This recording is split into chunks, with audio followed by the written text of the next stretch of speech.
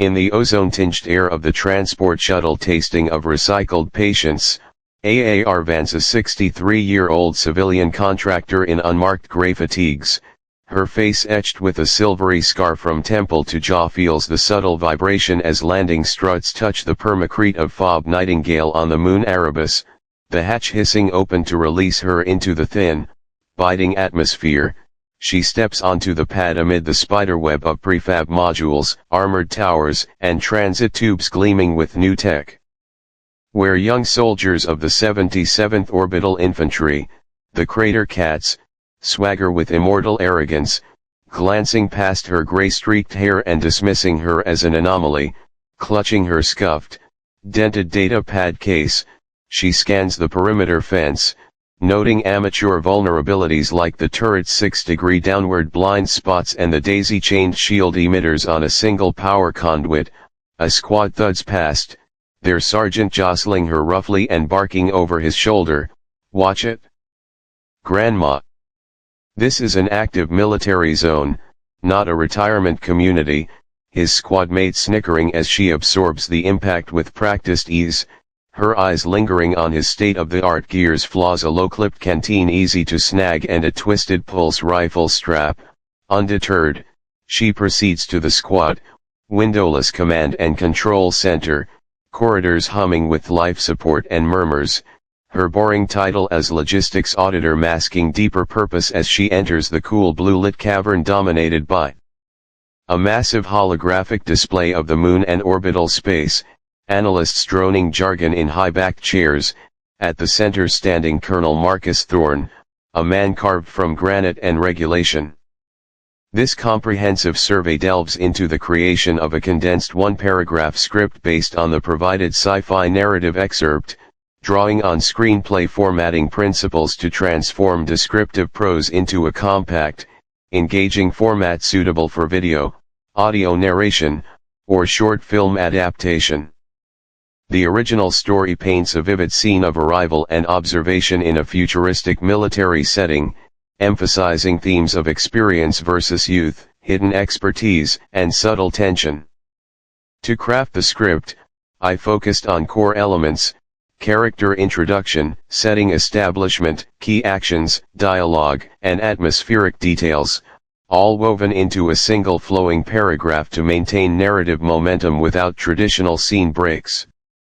This approach aligns with techniques for writing effective pitches or synopses, where brevity captures the essence while hinting at deeper conflicts, such as AAR's unspoken calculations and the soldier's arrogance. By embedding actions and dialogue seamlessly, the paragraph functions as a standalone microscript that could be voiced over visuals in a YouTube video or used as a teaser for a larger story. The condensation process involved trimming redundancies like repeated sounds, hiss, thrum, while preserving sensory details, ozone taste, atmospheric bite to evoke immersion, and highlighting vulnerabilities to build intrigue without resolution, mirroring short screenplay structures with a beginning arrival, middle confrontation, and end entry to command center. Key story elements and analysis. The narrative centers on AAR Vance as a protagonist archetype, the seasoned outsider in a youth-dominated military environment, her anonymity serving as camouflage for potentially covert intentions.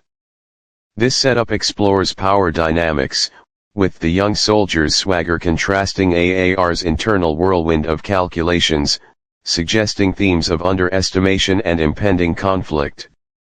Typos in the original text, e.g. recycled patience possibly intended as recycled patience or air, permaseat as permacrete, phalanx as flank, thudding as thudding, lookinging as looking, degree as degree, CNC as CNC were interpreted and corrected for clarity in the script, assuming authorial intent for a gritty sci-fi tone. The story's moon-based setting on Erebus evokes classic space opera, with elements like energy shields and pulse rifles adding speculative flair. The single dialogue line "Watch it, Grandma," serves as a pivotal inciting incident, heightening tension and characterizing the sergeant as brash, while AAR's non-reaction underscores her resilience. In the humming command center of Fob Nightingale, Colonel Marcus Thorne, uniform crisp and posture rigid, radiates unshakable confidence as he oversees a holographic orbital defense drill, ignoring the approaching AAR Vance until the simulation ends, then dismissively addressing her as the auditor without rank, assigning Lieutenant Davies as liaison with a condescending order to stay out of the way. Undeterred, Vance calmly points out flaws like recursive ghosting in the gamma frequencies and vulnerable backup power routing, silencing the room and hardening Thorne's face into defensive pride as he defends his flawless systems designed by top engineers, retorting that hubris isn't a substitute for proper conduits. Before dismissing her outright, Davies scurries her to a cramped alcove terminal where, overhearing Sergeant Jaskier's mutterings calling her a bitter old crone while Corporal Rotova acknowledges the conduit's single point of failure buried under 10 meters of rockcrete. Vance bypasses security with archaic code to access original architectural schematics, spending 2 days inspecting maintenance shafts and power lines like a diagnostician amid soldiers' puzzled stares. Suddenly, without warning of ordnance or klaxons, every screen blacks out in suffocating silence, emergency lights pulsing red as Thorne demands a report, revealing a total communications blackout. In the command center of Fob Nightingale, an analyst shouts with a cracking voice that external and internal networks are gone, the main reactor offline, while another voice from engineering yells of lost primary power, downed defense grid, and unresponsive automated turrets, freezing Colonel Thorne for a half-second as his flawless systems shatter, leaving him blind, deaf, and defenseless. He roars to get it back online, reboot the primary server, and reroute power from auxiliary generators. But every attempt meets a digital wall, locking them out of their own systems. Outside, the silence breaks with the quiet thip of kinetic darts and choked-off screams as ghostly shimmering shapes in Erebus's dim starlight flit between buildings with unnatural speed and precision, dismantling the base via a hijacked network. Sergeant Jaskier and his squad, dispatched in panic to secure the auxiliary generator, huddle behind supply crates under humming near misses, Private Chen hyperventilating and firing wildly at shadows. Corporal Rotova frustrated at her interface panel revealing a total root compromise and OS hijack with no diagnostic prompt. A dart splinters a crate near Jaskier's head as he ducks in hammering fear, asking where they are. Rotova spotting distortions from personal cloaking fields, another thip piercing Chen's armor and dropping him screaming, the squad's cohesion crumbling as arrogance yields to primal fear, rendering Thorne's orders and tech useless, dooming them to die picked off by ghosts. Amid the organized panic, AAR Vance remains a portrait of calm vindication, walking unhurried through darkened red-lit corridors where chaos flows around her like water on stone, heading to a sub-level 3 storage room marked as decommissioned spares. The dead digital lock yields to an old rusted mechanical wheel she spins with practiced touch left, right, left, unlocking a dusty museum of forgotten tech with copper wires, dial-equipped comms units, and heavy power packs ripped out for modern systems, junk to young soldiers but a lifeline to her. She precisely locates a legendary NPRC-77 portable field radio, slaps in a fresh battery pack with a heavy click echoing in the silence. This comprehensive survey examines the transformation of the provided sci-fi narrative segment into a condensed one-paragraph script, incorporating verified historical details on the NPRC-77 radio to enhance authenticity while preserving the original's themes of technological failure, human vulnerability, and seasoned foresight amid chaos.